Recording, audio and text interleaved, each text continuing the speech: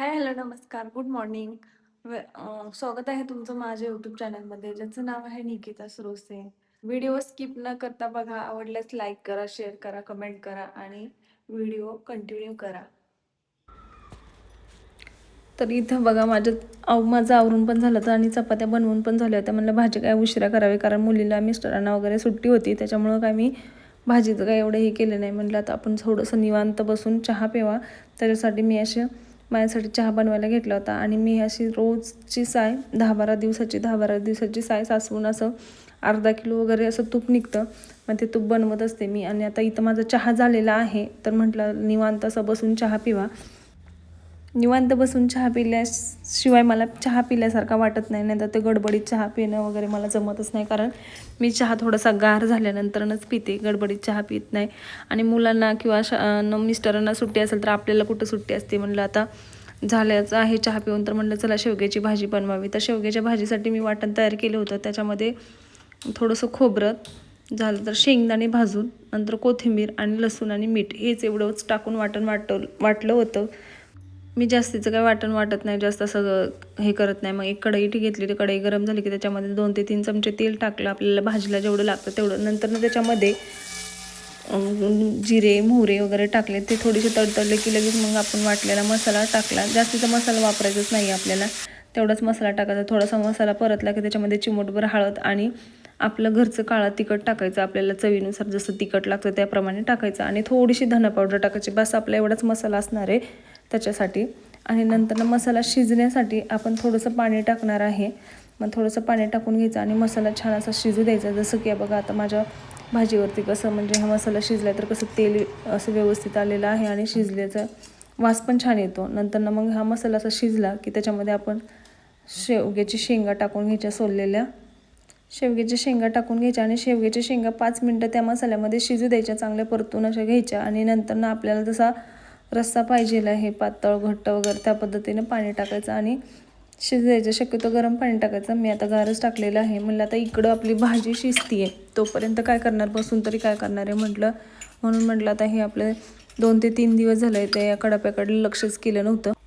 नाहीतर मी 2 दिवसाला 3 दिवसाला हे पुसून घेत असते. मग ते आता हे 2-3 दिवसामध्ये लक्ष दिलं नसल्यामुळे थोडंसं चिकट वाटत होतं. म्हटलं आता भाजी शिजते तोपर्यंत, सानू पण झोपली आहे तोपर्यंत, म्हटलं आपलं हे सगळं स्वच्छ करून घेऊ. म्हणून मी वरचे भांडे खाली काढून घेत होते आणि त्याच्या जागेत परत पुसू ते ठेवत होते व्यवस्थित असं करून.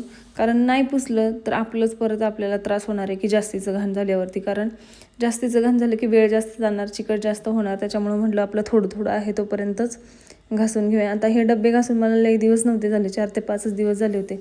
परत ह्या डब्याचा अवतार हा असाच झाला होता. म्हटलं पटकन पुसून पण यांना पण घ्यावं, कारण जोपर्यंत सानू झोपलेली असते तोपर्यंत ही अशी कामे करायला भेटतात. नाहीतर ती अशी मध्ये येऊन ते काही काम करू देत नाही आणि मग माझा दिवस त्याच्यातच जातो. मग कधी कधी मला 4 आणि 5 वाजतात पूर्ण काम आवरायला.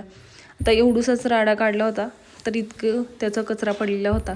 तर ते माझ्या मिस्टरांनी वाळलेल्या लसणाची ती पेंडीच आणली होती. मग त्यातनं ते मी लसूण बाजूला करून ते असं तोडून काढलं होतं, कारण त्याच्याने पण जास्त कचरा व्हायचा. त्यामुळं म्हटलं ते पण बाजूला करून ठेवावं. व्यवस्थित सगळं आवरून घेतल्यावरती किचन माझं असं काय भांड्याचं दिसत होतं. मग म्हटलं रात्री घासलेले भांडे जे होते ते पण लावून घेऊ, म्हणजे आत्ता घासलेल्या भांड्यांना ठेवायला जागा होईल, म्हणून मी ते पण लावत होते. तोपर्यंत आपली इकडं शेवग्याची भाजी शिजलेली आहे. बघा किती मस्त अशी तरी आलेली आहे. तुम्ही पण नक्की रेसिपी ट्राय करा आणि कमेंटमध्ये सांगा रेसिपी कशी होती कशी नाही. मग शेवग्याची भाजी झाकून ठेवली आणि म्हटलं पटापटा भांडी घासा, जेवढ्या लवकर म्हणजे काम आवरता येईल तेवढ्या लवकर काम आवरण्याचा प्रयत्न चालू असतो माझा.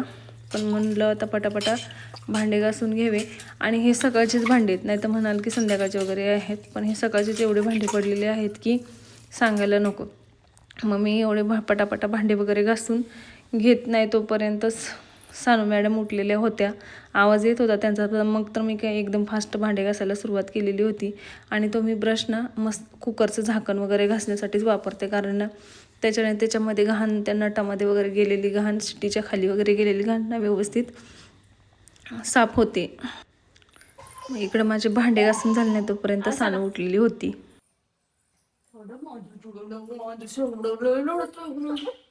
अंड खायचं, ठीक आहे. ते खाल्लं, काय खाल्लं?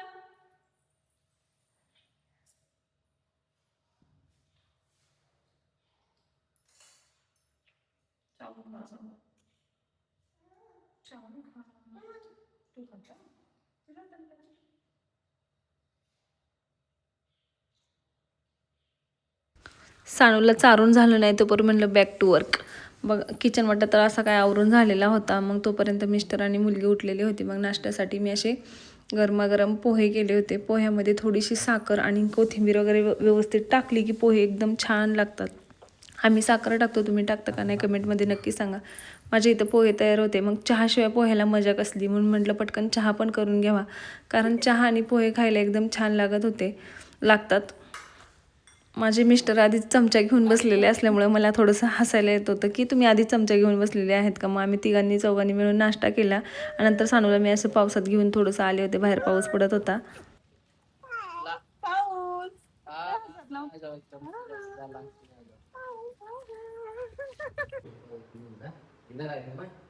थोड्या वेळाने आमच्या इथं ना सोप्याचं माप घेण्यासाठी माणूस आला होता. आयता सोफा घेतला असता, पण आयता सोफा का आमच्या घरामध्ये हॉल आमचा छोटासा असल्यामुळे नाही का जागा जास्त घेत होता. मग म्हटलं त्या माणसाला कस्टमाइज करून देतो का तूच येऊन घरी. मग तो आला होता आमच्या घरामध्ये येऊन, तो व्यवस्थित असं माप घेत होता.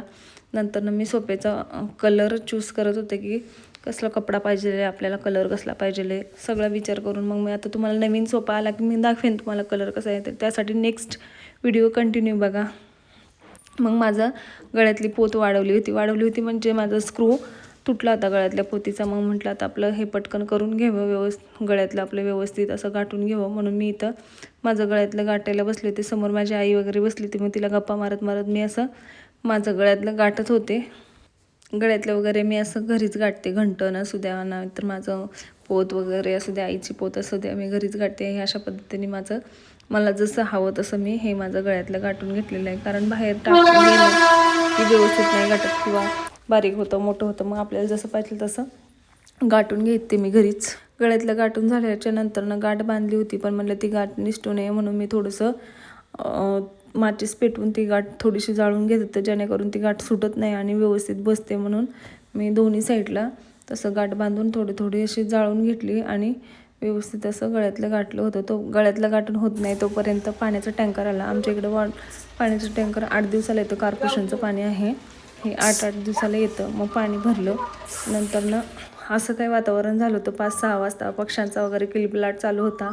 एकदम छान आणि सुंदर वातावरण वाटत होतं आणि ते पाहायचं आणि व्हिडिओ घ्यायचा मोह काय आवरलाच नाही. मग म्हटलं थोडंसं व्हिडिओ घ्यावा आणि तुम्हाला पण हे वातावरण दाखवावं म्हणून मी हा व्हिडिओ घेतलेला आहे. व्हिडिओ आवडला असेल तर लाईक करा, शेअर करा, कमेंट करा आणि सबस्क्राईब करायला विसरू नका.